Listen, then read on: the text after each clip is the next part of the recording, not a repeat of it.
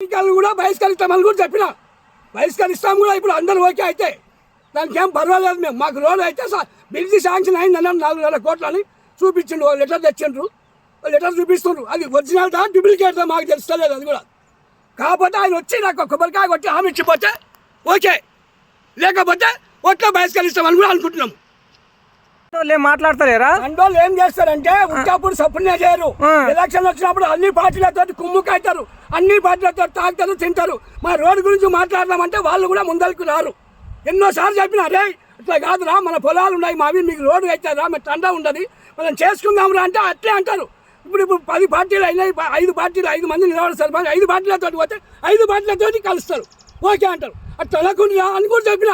పొద్దుగాల కూడా పోయినా నేను తండాకు పోయి అట్లా కాదురా, మనం దీని గురించి ఒకసారి ధర్నా కూడా చేయడం కావాలంటే, లేకపోతే మనం ఎమ్మెల్యే గారి దగ్గర కోరిగాలు వస్తున్నాడో ఎమ్మెల్యే గారి దగ్గర పోయి ఎమ్మెల్యే గారిని తీసుకొచ్చి మాట్లాడదాము. 4,500 కోట్లు అన్నాడు కదా, వచ్చి కొబ్బరికాయ కొట్టిపోతే అయిపోయాయి కదా ఎమ్మెల్యే గారు.